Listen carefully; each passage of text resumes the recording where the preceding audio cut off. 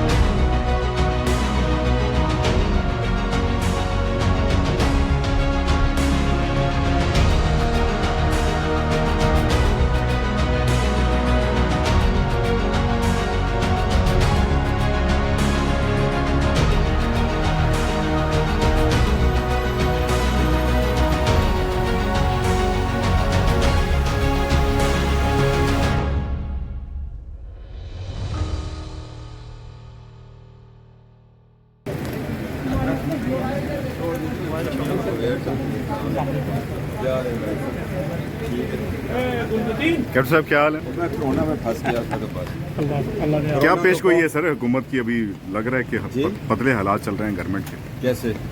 सूरत हाल जो बन रही है पंजाब में, तो मैदान हार गए आप। नहीं, कोई नहीं आ रहा है इंशाल्लाह ताला। एक बड़ी जंग में हम उतरे हुए, छोटी सी बैटल लूज करने से कमांडर घबराते नहीं होते। मकसद बड़ी जंग जीतना है और बड़ी जंग जीतेंगे। ये देखो ना, एक इतना बड़ा मैदान है, जंग है, किसी जगह से एक छोटी सी प्लेटून को विड्रॉ करवाना पड़ा है। हम रिवर्स स्लोप डिफेंस में गए हुए हैं। अभी तो मौलाना साहब कह रहे हैं अटक पार से जंग जीती जा रही है। जी, पूरा पाकिस्तान जीतेगा इंशाल्लाह। हाँ जी। तो इमरान खान तो देखे ना, एक स्टेज पे चढ़ के इदारों को गालियां देनी, लोगों के घरों में फ़ोन करना, लोगों को डराना, इस तरह तो हुकूमतें नहीं बनती ना। अब लग पता जाएगा जब आगे हालात आएंगे। अभी अदलिया की इज्जत अफजाई तो अभी भी नहीं हो रही सर। देखिए जी, अदलिया की इज्जत अफजाई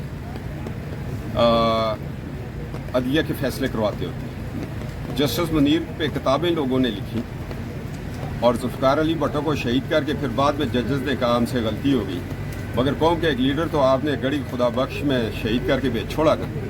ये जो फैसले होते हैं, अगर हम सकूत ढाका को पढ़े और हमें ये पता चलेगा कि हमारी अदालतों के गलत फैसलों ने बांग्लादेश बनाया।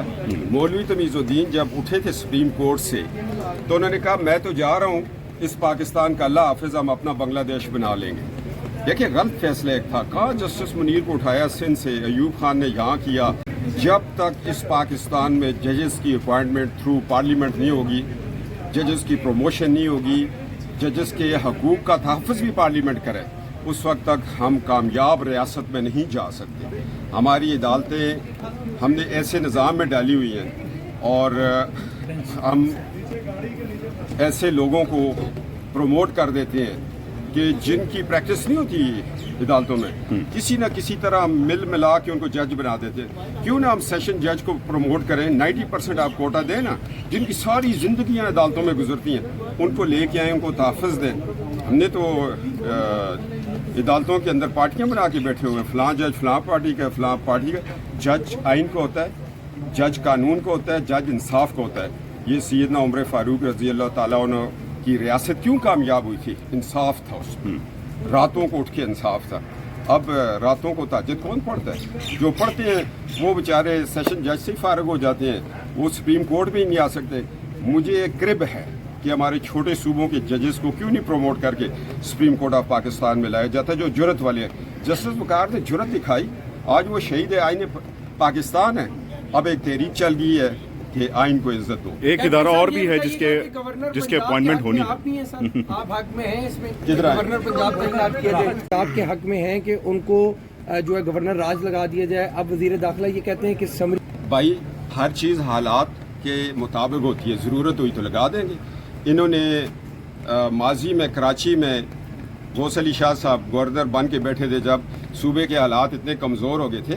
एक आइन की प्रोविजन है, उसको आप छुपा नहीं सकते।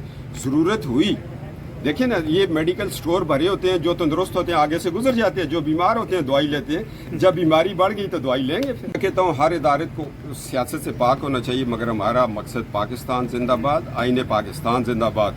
जुल्फ़िकार अली भुट्टो शहीद का नज़रिया चलेगा कि 73 के आइन में जो इस आइन को तोड़ेगा आर्टिकल 6 उस पर लगेगा।